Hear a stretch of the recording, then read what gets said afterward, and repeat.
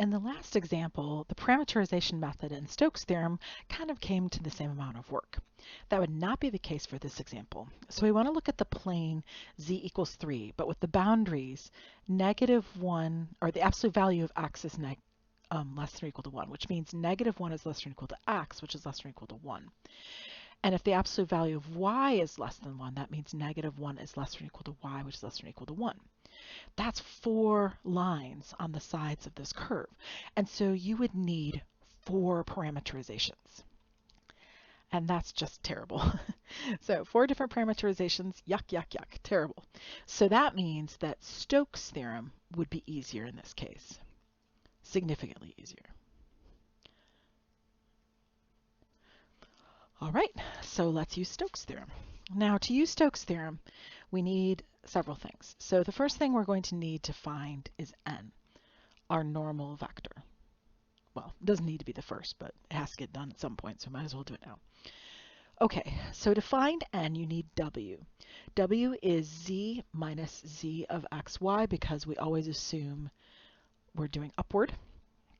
Actually, I think, yeah, so we're always assuming that. So then this would be z minus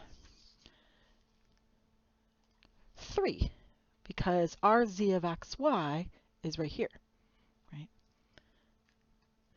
Okay, so that's lovely, wonderful. So now we need the normal vector. The normal vector is the gradient of w, which is wx, wy, wz, which in this case is very simple. It is 0, 0, 1. There's the normal vector. All right, now we need to find the curl. Oh, I should draw the region real quickly, because we're going to need it later, right? There's a shadow that this casts down, and the region's given right there, right? So that's giving us the region. So I better draw that in real quickly. So this was the surface, was this plane right here. So the region is a square. From -1 to 1, -1 to 1, this is the region of integration. It's in the xy plane.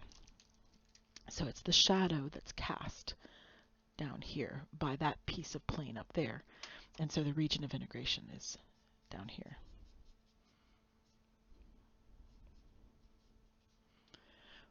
Okay, so that way that's drawn. All right, now to find the curl.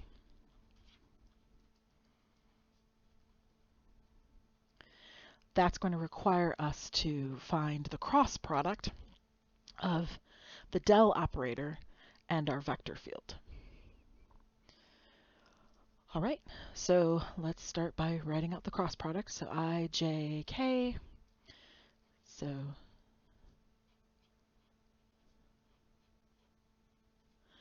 an I and j over here, and then I'm putting in the del operator components.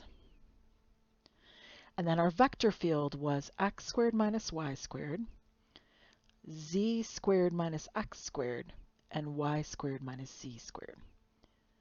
And we just repeat the first two. All right, so working on the positive direction side, the derivative of y squared minus z squared with respect to y would be 2y, and that's times I, plus, and then something times j, plus something times k, minus, and then we're going to have an I, a j, and a k back here. Okay, so this direction, so the derivative of x squared minus y squared with respect to z is 0. There isn't one. And then the k, the derivative with respect to x of z squared minus x squared would be -2x. All right, now working in the backwards direction, the derivative with respect to y of x squared minus y squared, oh, that's right, it goes k first. It goes k, then I, then j. I mean, of course, we could reorganize it as we go, but let's just do it in the same order.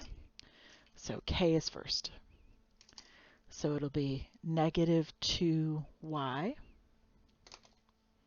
There had that in the wrong color. So negative 2y, and then the derivative with respect to z would be 2zi, and then j is the last component. The derivative with respect to x is again 0. So that's 0 there. All right, so putting these together, the I components become 2y take away 2z. The j components are rather obviously 0. And then we have a negative 2x and a positive, because minus a minus, so that's 2y minus 2x here. So there's our curl. Right, so all we have to do now is find the circulation. Okay, so circulation is equal to the double integral over the region R of the curl of f times the normal vector dA. So that would be equal to, now the curl of f we just found. It's 2y minus 2z, 0, 2y minus 2x. And we're going to take the dot product of that with our normal vector, which was 0, 0, 1. All right, now as for our region of integration, we need to look back at our region, which I should have labeled. This was surface above, this is region right here.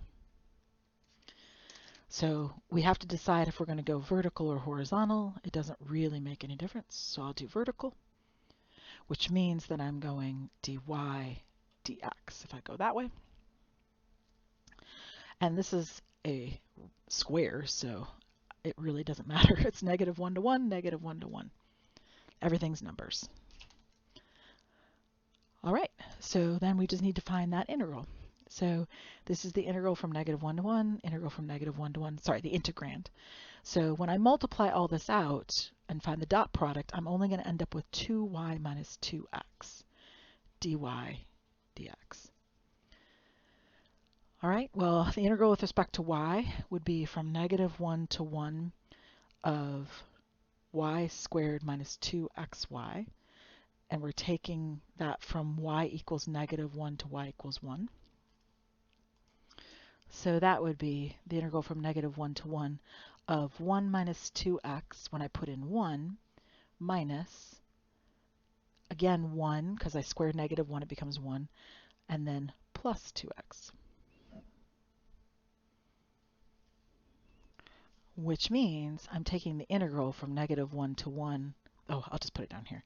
The integral from negative 1 to 1 of negative 4x, right? Because the 1's will cancel. So that would be negative 2x squared from negative 1 to 1. And that's going to be negative 2 minus negative 2, which is 0. So all of that work just to get that the circulation is 0. Now to see why this is happening, let's look at the picture for a second. So we've got this plane, and we're really only looking at that square in the middle.